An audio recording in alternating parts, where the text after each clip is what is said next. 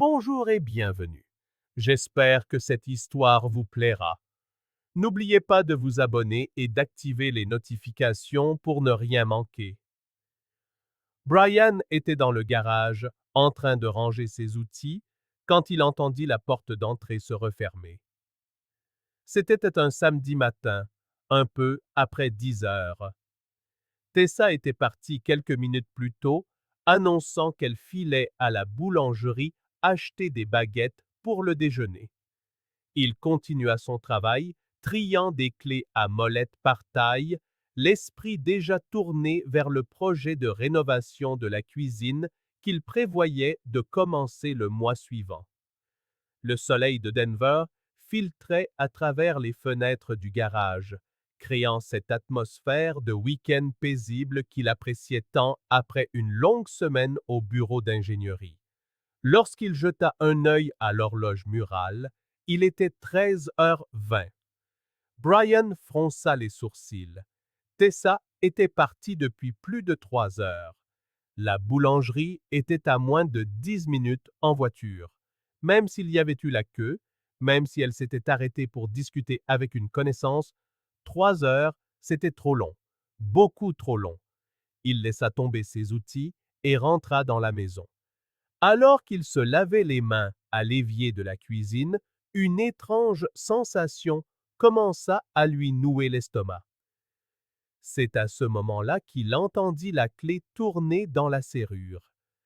Tessa entra précipitamment, tenant un sac en papier de la boulangerie.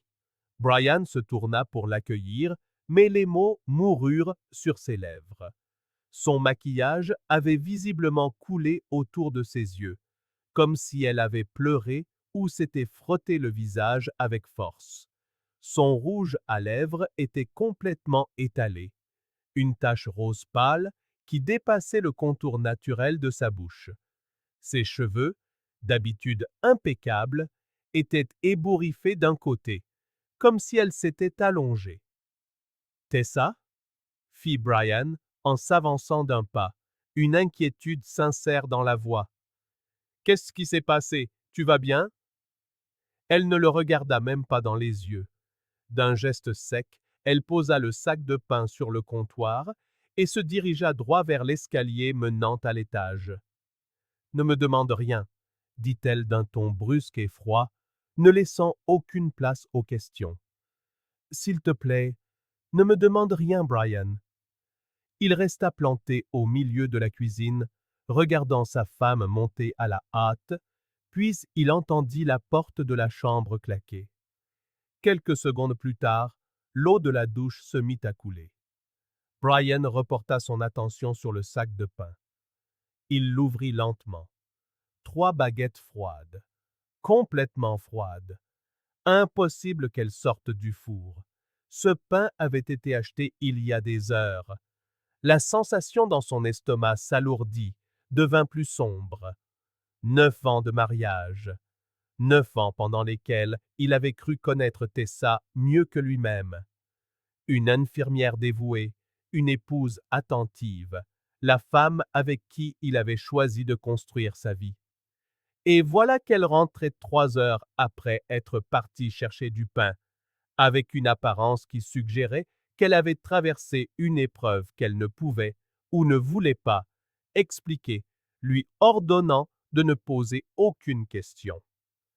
Brian s'assit à la table de la cuisine, le cœur battant à tout rompre. Une partie de lui voulait monter, frapper à la porte de la chambre et exiger des réponses. Mais une autre partie, celle qui avait appris à résoudre des problèmes d'ingénierie complexes par l'analyse et les preuves concrètes, savait qu'il lui fallait plus d'informations avant toute confrontation. Il ne pouvait pas accuser sans certitude. Il ne pouvait pas exploser sur la base d'un simple soupçon. Il prit son téléphone et ouvrit l'application de localisation partagée. 2 ans plus tôt, après que Tessa eut eu un accident de voiture assez sérieux en rentrant de l'hôpital après une garde de nuit, ils avaient décidé de partager leur position. Une mesure de sécurité, s'était-il dit à l'époque, pour toujours savoir où se trouvait l'autre en cas d'urgence. Brian n'avait jamais utilisé l'application pour surveiller Tessa. Il n'en avait jamais eu la raison, jusqu'à maintenant. Les doigts légèrement tremblants, il consulta l'historique de sa localisation pour la matinée. Une ligne bleue traçait son itinéraire. La ligne partait de la maison, suivait la route principale sur environ 2 kilomètres en direction de la boulangerie du quartier, puis bifurquait brusquement vers l'est. Elle continuait sur 6 autres kilomètres avant de s'arrêter à une adresse résidentielle, dans un quartier que Brian connaissait bien, que Brian ne connaissait que trop bien. C'était la maison d'Owen, son jeune frère. Brian eut l'impression de recevoir un violent coup de poing à l'estomac. Il fixa l'écran de son téléphone, ce point bleu qui était resté immobile à cette adresse pendant exactement 2 heures et 12 minutes, de 10h15 à 12h27. Ensuite, le point s'était remis en mouvement, s'arrêtant à la boulangerie pour 8 minutes précises avant de rentrer à la maison. Owen, son frère, le gamin qu'il avait aidé à élever après la mort de leur père, quand Owen n'avait que 15 ans.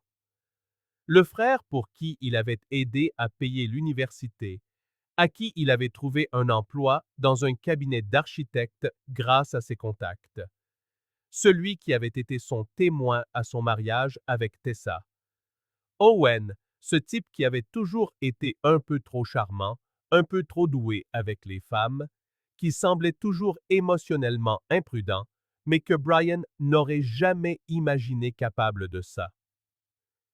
Il resta assis un long moment à digérer l'information. La douche s'était arrêtée. Tessa était probablement en train de s'habiller, de se regarder dans le miroir, d'essayer d'effacer toute trace de ce qui venait de se passer. Brian pensa à toutes les fois, ces derniers mois, où Tessa avait vu Owen. Les dîners de famille, le barbecue dans le jardin pour l'anniversaire de leur mère en juin, le match de foot qu'ils avaient regardé tous ensemble en juillet, la fête du 4 juillet chez ses parents, le barbecue. C'est là que tout avait commencé. Brian en était certain maintenant. Il y a 6 mois.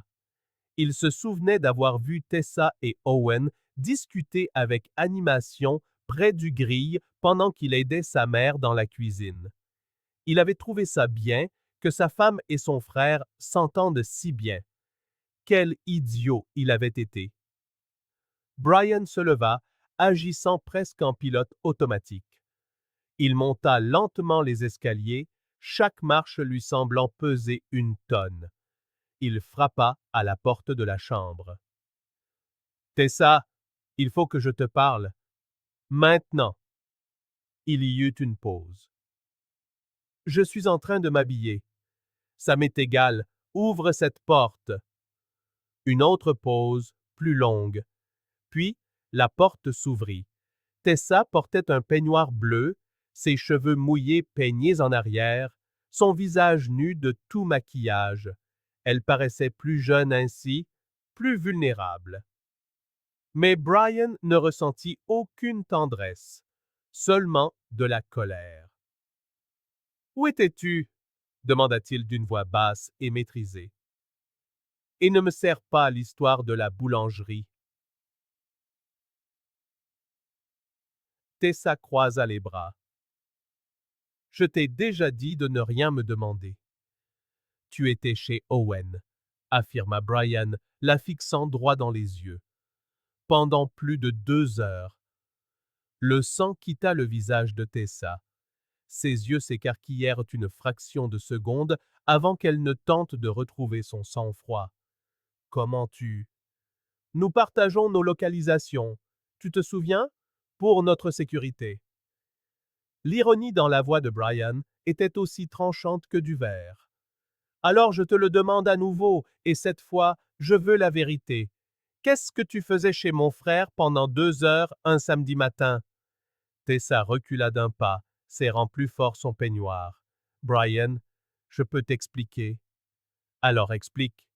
Il entra dans la chambre et referma la porte derrière lui.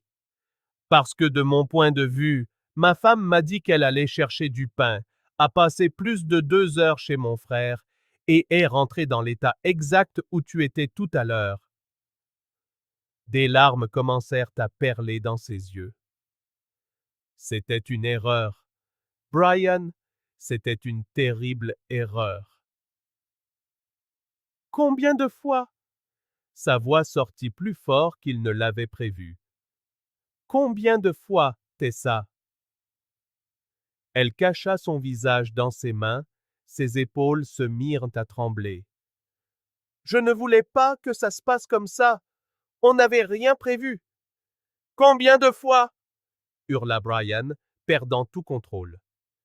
6 mois, répondit-elle d'une voix étouffée par ses mains. Ça a commencé au barbecue de ta mère. On a discuté, on a bu quelques bières de trop, et une chose en a entraîné une autre. J'avais juré que ce ne serait qu'une fois, mais ça a continué. Des rencontres rapides, toujours quand tu travaillais ou que tu étais en déplacement. Brian sentit ses jambes flageoler. Il s'assit sur le bord du lit, les mains tremblantes. 6 mois. Une demi-année. Pendant qu'ils travaillaient pour payer les factures, entretenir la maison, planifier leur avenir, Tessa voyait Owen, son frère, sa propre famille. Il le sait? Demanda Brian, sa voix maintenant dangereusement calme. Owen sait que tu es ma femme?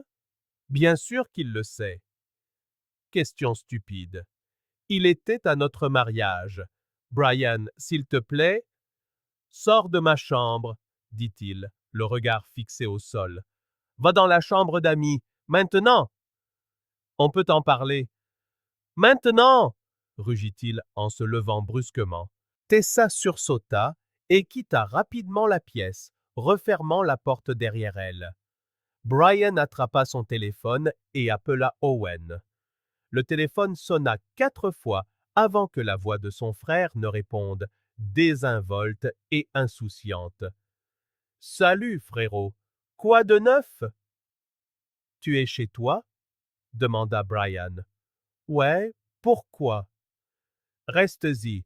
J'arrive dans un quart d'heure. »« Et Owen? Tu voudras être seul pour cette conversation. » Il raccrocha avant qu'Owen ne puisse répondre. Il descendit, prit ses clés de voiture et partit, ignorant complètement Tessa qui l'appelait depuis le salon. La colère en lui était comme un moteur tournant à plein régime, le propulsant en avant tandis que son esprit luttait pour assimiler la trahison totale qu'il venait de découvrir.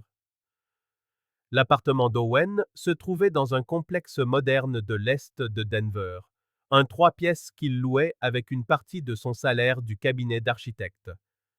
Brian se gara devant et monta au 3e étage. Il frappa violemment à la porte. Owen ouvrit, une expression confuse qui se mua rapidement en appréhension en voyant le visage de Brian. « Mec, qu'est-ce qui se passe? » Brian le bouscula pour entrer dans l'appartement et referma la porte. « Tu vas me dire exactement ce qui se passe entre toi et ma femme. Et ne pense même pas à mentir, je sais déjà tout. » Le visage d'Owen se décomposa. Il recula de 2 pas, levant les mains en signe de défense. « Brian, attends. » « Elle était ici ce matin, » continua Brian en s'avançant. « Pendant plus de 2 heures, et elle vient ici régulièrement depuis 6 mois. Les 6 derniers mois, Owen. Pendant que je te traitais comme un frère, que je t'aidais, que je te soutenais, tu couchais avec ma femme. » Owen passa une main dans ses cheveux, la panique se lisant dans ses yeux.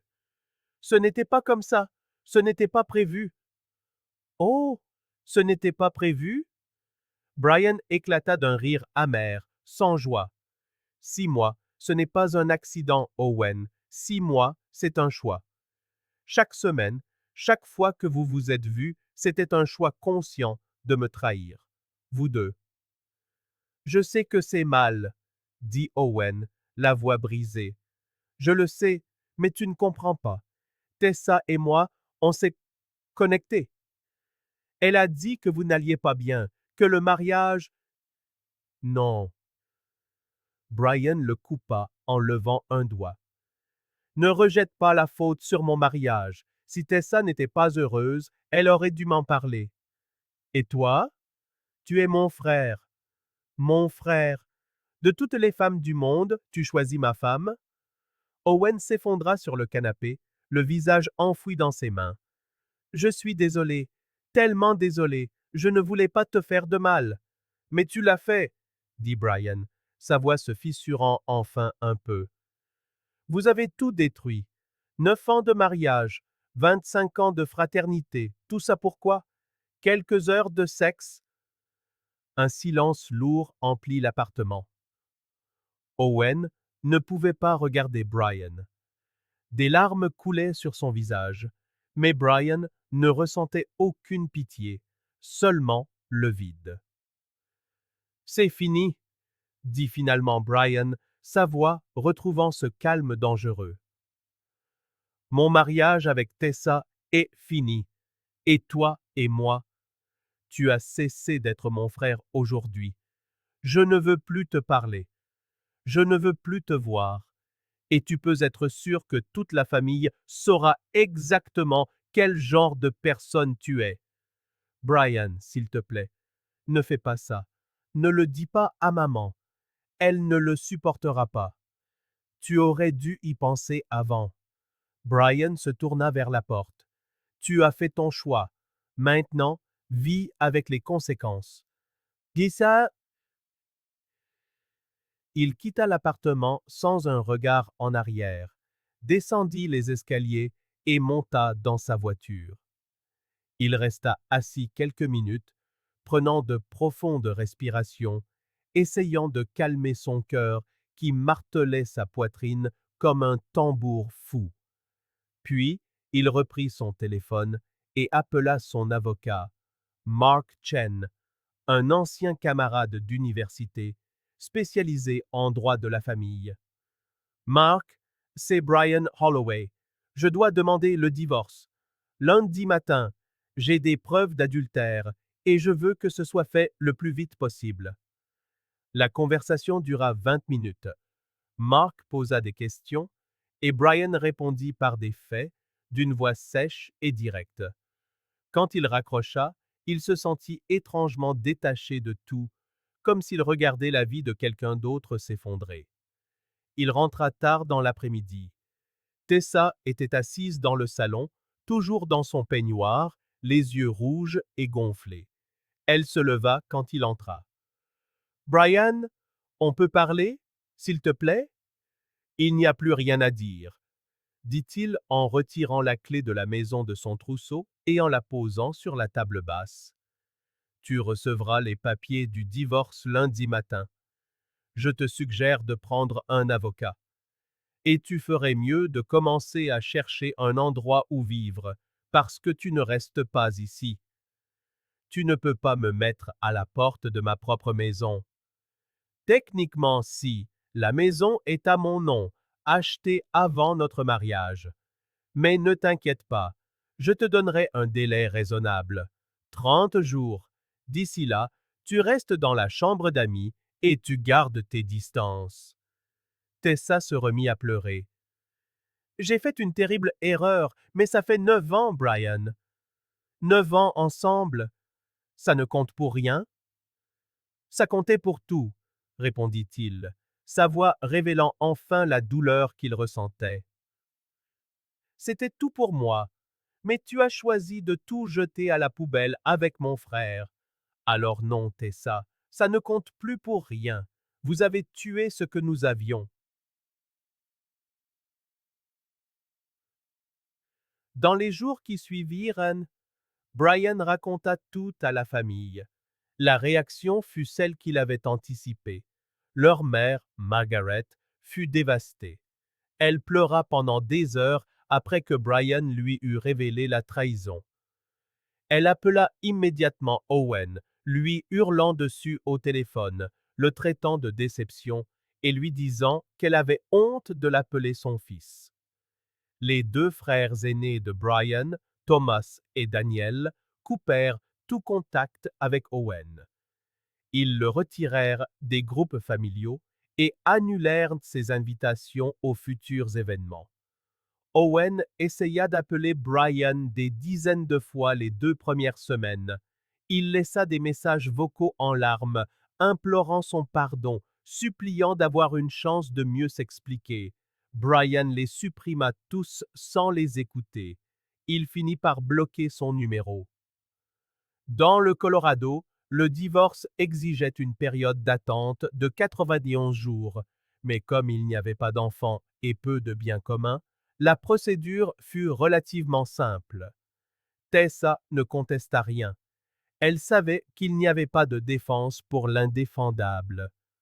Brian garda la maison, la meilleure voiture et la plupart de leurs économies. Elle partit avec à peine plus que ce qu'elle avait en arrivant dans le mariage. Le plus dur fut de voir leur vie sociale s'effondrer. Les amis communs durent choisir leur camp. La plupart restèrent avec Brian. Certains essayèrent de rester neutres, mais c'était impossible. L'histoire avait fuité, comme toujours dans ces cas-là, et bientôt tout le groupe d'amis sut ce que Tessa et Owen avaient fait. Sa réputation à l'hôpital fut également touchée. Des collègues autrefois proches la traitaient désormais avec une froideur professionnelle. Owen perdit son emploi au cabinet d'architecte 3 mois plus tard. Officiellement, c'était une restructuration, mais Brian connaissait la vérité. Le propriétaire du cabinet était un ami proche de la famille Holloway depuis des décennies. Il avait assisté aux funérailles du père de Brian. Il n'allait pas garder Owen après avoir appris ce qu'il avait fait. Les mois passèrent lentement. Brian se jeta à corps perdu dans le travail, acceptant des projets supplémentaires et se déplaçant sur des chantiers plus éloignés, n'importe quoi pour garder son esprit occupé et loin de la douleur qui pulsait encore dans sa poitrine comme une blessure refusant de guérir. Il commença une thérapie, chose qu'il n'aurait jamais imaginée, mais qui s'avéra essentielle pour surmonter la trahison et reconstruire son estime de soi. C'est un samedi matin, près d'1 an après la découverte, que Brian aperçut Tessa dans un café du centre-ville de Denver. Il était en train d'examiner les plans d'un nouveau projet. Elle était seule à une table dans un coin, faisant défiler distraitement l'écran de son téléphone, une tasse de café froid devant elle. Ses cheveux étaient plus courts, sans l'éclat qu'ils avaient autrefois. Elle avait perdu du poids. Pas de manière saine, mais de celle que perdent les gens stressés. Des cernes sombres marquaient ses yeux. Mais ce qui attira le plus l'attention de Brian fut son ventre. Tessa était enceinte, probablement de 5 ou 6 mois, à en juger par la taille. Elle leva les yeux à cet instant précis, et son regard croisa celui de Brian. Pendant une seconde, aucun d'eux ne bougea. Puis, Tessa leva la main dans un geste hésitant, presque pour saluer. Brian la regarda un long moment. Il vit la femme qu'il avait aimée. Il vit la femme qui l'avait trahi. Il vit une étrangère, enceinte et seule dans un café. Il lui fit un bref et poli signe de tête en retour. Puis il reporta son attention sur les plans devant lui, mettant fin à toute possibilité de conversation. Du coin de l'œil, il vit Tessa abaisser lentement sa main, jeter un coup d'œil à son ventre et retourner à son téléphone. Brian resta encore 40 minutes, terminant son travail. Quand il se leva enfin pour partir, Tessa était toujours là, dans la même position, fixant l'écran de son téléphone comme si elle y cherchait quelque chose qu'elle ne trouvait pas. Il passa devant sa table en sortant. « Prends soin de toi, Tessa. dit-il doucement, sans s'arrêter. Elle leva vivement la tête. Brian, attends. Je voulais juste te dire que je suis désolé pour tout. Il marqua une pause, se tournant à moitié vers elle. Je sais, mais certaines erreurs ne peuvent pas être réparées. J'espère que tu trouveras ce que tu cherches, sincèrement. Owen n'en voulait pas, lâcha-t-elle soudain, la voix brisée. Quand je lui ai parlé du bébé, il a dit qu'il n'était pas prêt à être père. Il m'a bloqué. Il ne répond plus à mes appels. Brian ressentit un pincement au cœur. Pas de la satisfaction, mais peut-être la reconnaissance que les actes ont vraiment des conséquences. Je suis désolé que tu traverses ça seul, mais je ne peux pas t'aider. Tu comprends ça, n'est-ce pas? Tessa hocha la tête, essuyant les larmes qui avaient commencé à couler. Je comprends, j'ai tout détruit, la meilleure chose que j'avais, pour quelqu'un qui n'en valait pas la peine. La question n'était pas de savoir s'il en valait la peine ou non, dit Brian, sa voix douce mais ferme. C'était une question de respect, de loyauté, de faire ce qui est juste même quand ce qui est mal est plus facile. Et vous avez tous les deux échoué. Il se retourna et sortit du café, le chaud soleil de Denver lui frappant le visage. En marchant vers sa voiture, Brian réalisa qu'il ne ressentait plus de colère. Il ne ressentait plus cette douleur aiguë qui avait dominé ses journées les premiers mois.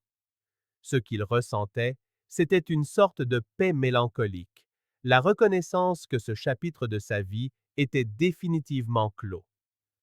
Dans 1 heure, il avait un déjeuner de prévu avec Sophie, une jeune ingénieure qui avait rejoint le cabinet 6 mois auparavant. Ils avaient déjà dîné ensemble 2 fois. Des conversations agréables sur l'architecture, les voyages, leurs projets d'avenir. Rien de sérieux pour l'instant, mais il y avait un potentiel, un avenir possible. Brian monta dans sa voiture et jeta un dernier regard à travers la vitre du café.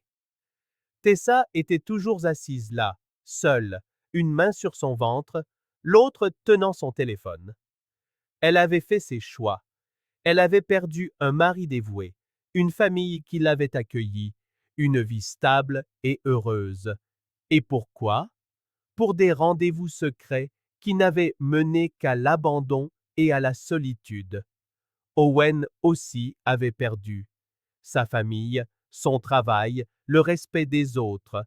Brian avait appris par leur mère qu'Owen avait déménagé dans un autre État pour essayer de repartir à zéro là où personne ne connaissait son histoire. Mais ce genre d'histoire a tendance à vous suivre.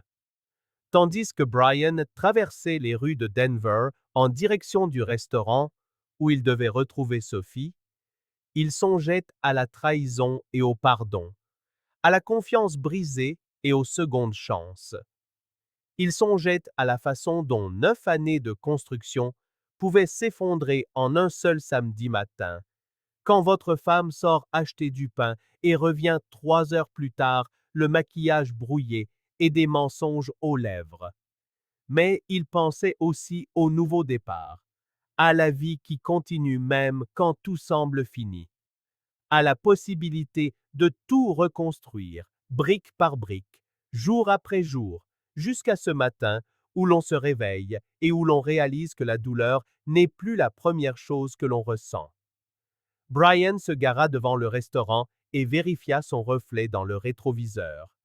À 38 ans, il recommençait à zéro, seul, certes, mais libre, libre du mensonge qu'était devenu son mariage, libre de la trahison qui avait empoisonné sa famille, libre de mieux choisir la prochaine fois, libre de construire quelque chose de vrai avec quelqu'un qui apprécierait ce qu'ils avaient. Il sortit de la voiture et se dirigea vers le restaurant. Sophie l'attendait déjà à une table près de la fenêtre. Elle lui sourit en l'apercevant. Et à cet instant, Brian sut qu'il avait fait le bon choix. Il avait laissé le passé derrière lui, laissant Tessa et Owen faire face aux conséquences de leurs actes. Il avait choisi d'aller de l'avant, et ce choix faisait toute la différence. La vie finit toujours par présenter l'addition, pas toujours de façon spectaculaire ou immédiate. Parfois, elle le fait discrètement, laissant les gens seuls avec leurs regrets, à regarder de loin ceux qu'ils ont blessés trouver le bonheur ailleurs. Et c'est peut-être ça, la plus parfaite des justices. Non pas une vengeance active, mais simplement la capacité d'avancer et de s'épanouir, tandis que ceux qui vous ont trahi restent piégés dans les conséquences de leur propre choix. Brian entra dans le restaurant et ne se retourna pas.